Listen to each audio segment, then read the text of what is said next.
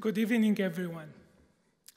I would like, by acknowledging the traditional custodians of the land on which we meet, and to pay my respect to their elders, past and present. My name is Rami Habeeb. I am from a city called Nineveh, north of Iraq. I am the eldest in a family of 2 brothers and 3 sisters. I am a member of the Chaldean Assyrian community, which has lived in Iraq more than 7,000 years. My dad was a math teacher for about 30 years. My mom was a surveyor working at the local council. I was born during the First Gulf War, grew up during the Second Gulf War, attended university and graduated during the Third Gulf War. War has been a constant through my life. I remember my parents speak about how wonderful their life were at university. They used to meet new people, make new friends, and taking part in extracurricular activities. And I always had that bright image in my mind. Imagine that's what I would do too when I go to university. But for me, because of war, it was a very different experience. The military had a strong presence at campus. The regime was preparing for war. While I was university, my classmate and I concentrated on getting through and surviving every day, rather than meeting new people or making new friends or even discussing our courses. Simply, we were exposed to death every single day. An example of this: during a class one day, a bullet was fired at the street, shattered our classroom window, and landed just a few centimeters away from lecturer's head on the board directly in front of us. Another time, there was a car bombed on the street next to the campus wall. A number of students were killed and injured.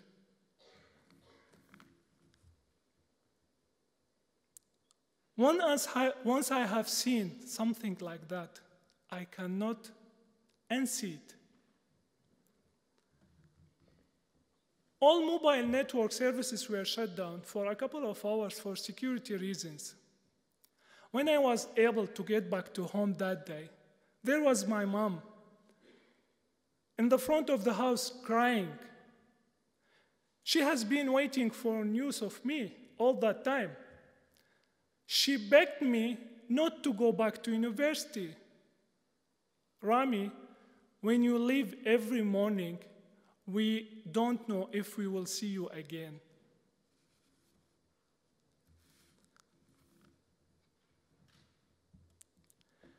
Although I lived in fear all my university years, I still wanted to complete my study and to start working and to have goals of my future.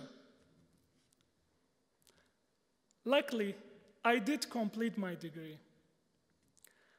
And after graduating, I started looking for a job, limited my options to places where likely to be safe. And finally, I was able to find one as a telecom engineer. And at last, I felt I was able to start build a future, as well as contributing to rebuilding my country.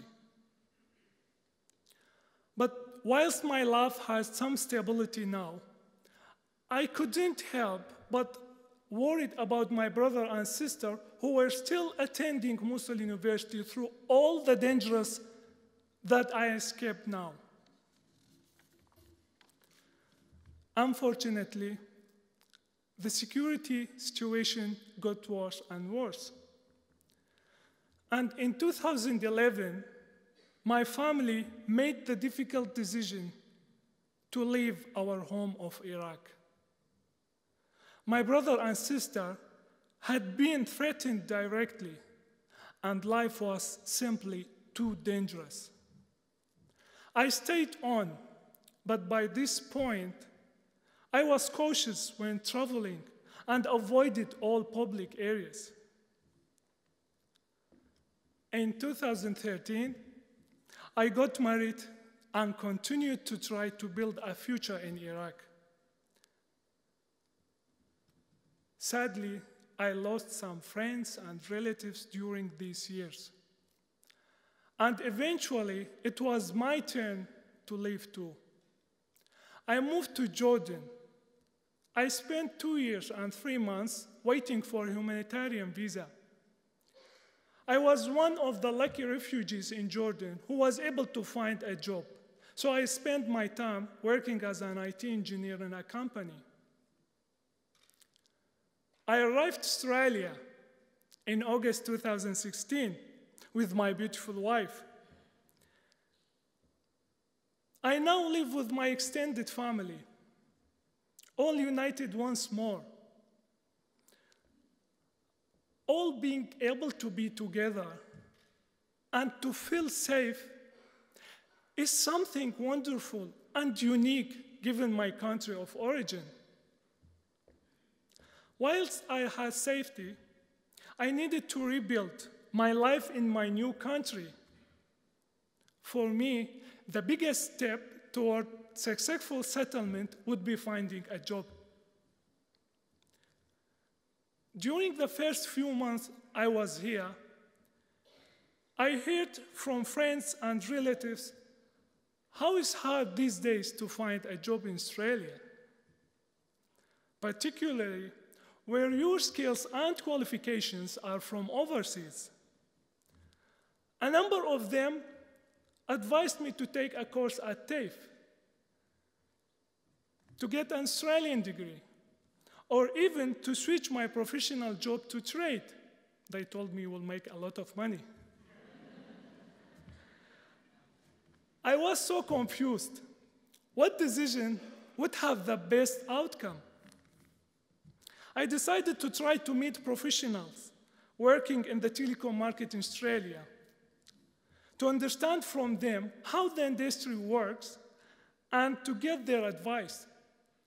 LinkedIn was my only way to meet such people, to connect with such people. So I started adding people and then sent message telling them about my story and my experience and asking them how to get job in Australia. A few kindly replied and mentioned that I needed local experience and references to get a job. I remember meeting one of these connections face to face. And the first question he asked was, who was in my network? I replied, you are the first.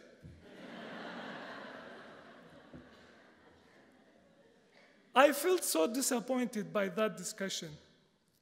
How do I gain local experience if nobody going to hire me? And how to build my network if I am out of the telecom industry? I wish that I could buy experience and a network. I went to TAFE a couple of times to ask becoming an electrician or technical roles in IT and telecom. But this just didn't feel right. I would have to start again from the very beginning. And I already had career and I had experience in my industry. Then in November in 2016, a service provider told me about CareerSeekers. I was skeptical, but in my first meeting, I realized they were professionals. I was confident that this internship is what I needed to get a foot in the door with a company. I completed a work readiness workshop, and soon after, I received a phone call from CareerSeekers saying that I had an interview for an internship at Ericsson for a field service technician. I have more than 10 years experience as an engineer. A technician role was much more basic than my prior experience. But I still wanted the opportunity, as Ericsson is a great organization. And I knew this would open up other opportunities. The first question in the interview asked why I was interested in working as a technician given my engineering experience. I explained that I have applied for a number of RF engineering, RF which is radio frequency, job, but had not had even one interview. Very generously, this interviewer, Jeff Sharp, arranged a follow-up interview with the RAN manager for an engineering role. I did well in that interview and succeeded in securing an internship in RF engineering. I would like to say, big thank you, Jeff, for showing this confidence in me. I believe Jeff is here tonight from Brisbane. I won't go into the details of the internship, except to say it has helped me to sharpen my skills and acclimatize to work in Australia. Most importantly, as a direct result of the internship, I have been able to secure a permanent role at Ericsson as a network engineer.